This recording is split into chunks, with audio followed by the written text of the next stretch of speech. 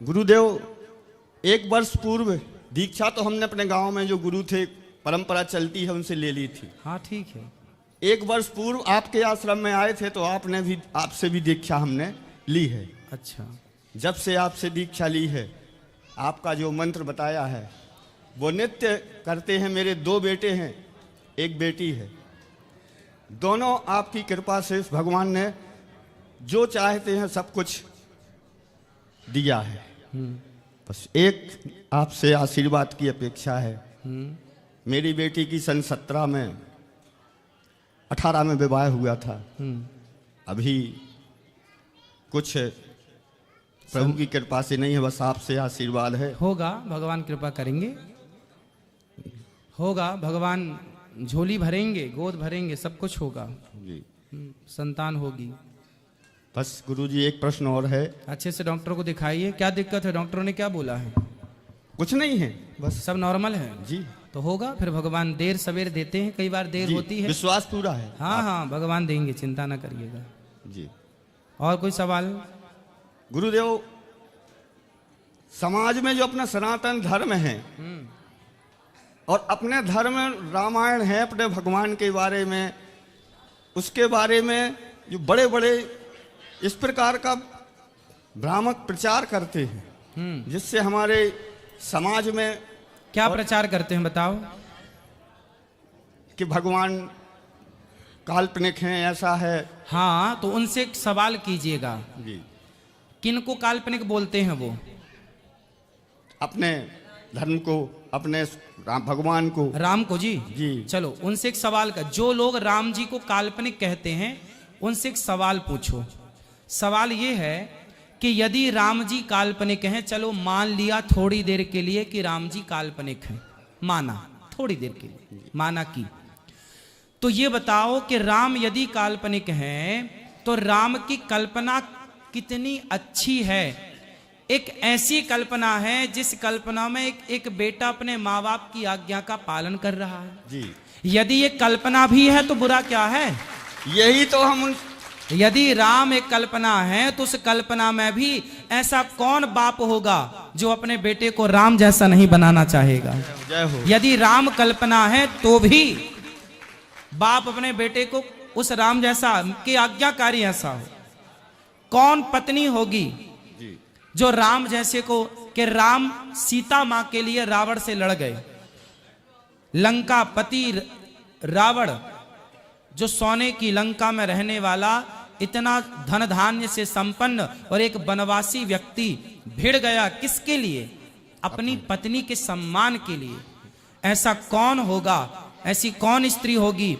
राम के पास सूपनखा आई थी, क्या राम जी ने पलटकर सूपनखा को देखा?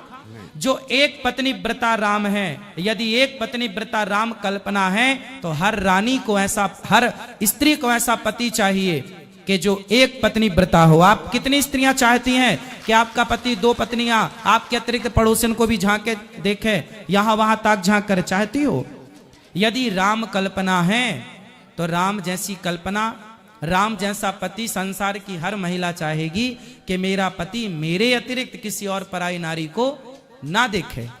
यदि राम कल्पना है तो बताइए, राम जैसी कल्पना ने शबरी, जिसको लोगों ने इस बात के लिए नकार दिया कि तुम्हारी जाति छोटी है, तुम्हें हम अपने यहां नहीं रखेंगे, तुम्हारा हाथ का पानी नहीं पिएंगे, उस शबरी को राम ने गले से लगाकर उसके बेर खाए और जातवाद की दीवार तोड़ दी। यदि राम कल्पना है तो कितना सुंदर मैसेज है। यदि राम एक कल्पना भी है तो रहने दो कल्पना, क्या बुराई है?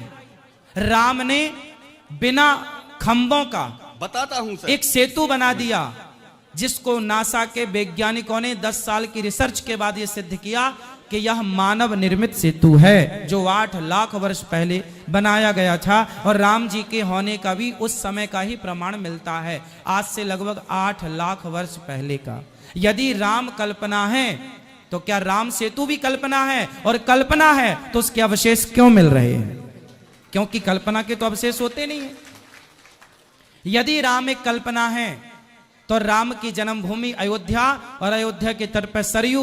यदि राम कल्पना है तो कल्पना में सच्ची की अयोध्या और सच्ची की सरयू कैसे आ गई? जय हो, जय हो। यदि राम एक कल्पना है तो बताइए, राम जहां जहां गए वहां वहां राम के आज भी अवशेष क्यों? क्योंकि कल्पना के तो अवशेष होते नहीं है। राम चित्रकूट गए, पंचवटी गए, समुद्र के तट पर रामेश्वरम की स्थापना राम जी ने की। वो रामेश्वरम की अट्टालिकाएं आज भी इस बात का प्रमाण है कि यहाँ पर राम जी आए और राम जी ने वहां पर भगवान रामेश्वरम की स्थापना की और उसके बाद वहां दिव्य मंदिर बना। वो प्रमाण, यदि राम कल्पना है तो अवशेष क्यों है? यदि कल्पना है तो अवशेष नहीं होने चाहिए, क्योंकि कल्पना का क्या अवशेष है? इसलिए यदि राम एक कल्पना है, पूछना उनसे जी अप्पू, कि राम यदि एक कल्पना है तो क्या महात्मा गांधी का राम राम बोलना छलावा था? हमारे विद्यालय में 550 भैया बहन अध्ययनरत हैं जी। वंदना में, और नित्य उनको आपके कथा प्रसंग और माता पिता की जो आप साक्षात माताओं को दुनिया ने देखा है जी। और मैं उनसे बोलता हूं कि कुछ जो कुछ है अंदर भी है, और दुनिया को अगर कुछ देखना हो तो अनिरुद्धाचार्य जी के आश्रम में जाके माताओं को देखिए जी। अपने भैया बहनों को ये सारी चीजें बताता हूं कि माता पिता क्या हैं जी। आपके बारे में भाई, और इतना अंतर आया है। कुछ अभिभावक मैं ऐसा आपसे निवेदन करता हूं कि जो माताएं अपने बच्चों को, भैया बहनों को घर पर अगर वो ध्यान दे के नित्य दो दोहा रामायण इसका अध्ययन करने लगे तो जीवन में जो ये प्रश्न होते हैं कि मेरे पति से झगड़ा होता है, मेरा पत्नी से झगड़ा होता है, जीवन में झगड़ा रामायण भर दो अध्ययन अगर हो, मैं ऐसा आपका चरणों के बताता हूं और जहां मैंने स्वयं अनुभव किया है। बिल्कुल। गुरुदेव आपके चरणों की आशीर्वाद से, प्रभु की कृपा से खुश रहिए। मैंने इतने कष्ट अनुभव हो गए हैं। छोटे से सन 92 में पहले 300 रुपए से प्रारंभ किया था। मैं संसार को बताना चाहता हूं जी जी। विवाह पिताजी ने किया, 300 रुपए में चला गया, एक ग्रामीण क्षेत्र में बना दिया आचार। उसमें बच्चे भी 2 उस समय हो गए थे, तीनों 94 तक जी। शादी कब हुई? 91 में। 91 से 94 के बीच में 3 बच्चे जी, 3 हर साल एक। जी सही है। और स्वयं का अनुभव है कि ईमानदारी से, कर्तव्य निष्ठा से अगर सेवा भाव से काम किया जाता है उसका परिणाम परोक्ष रूप से, और आज इस स्थान पर पहुंचा हूं जी।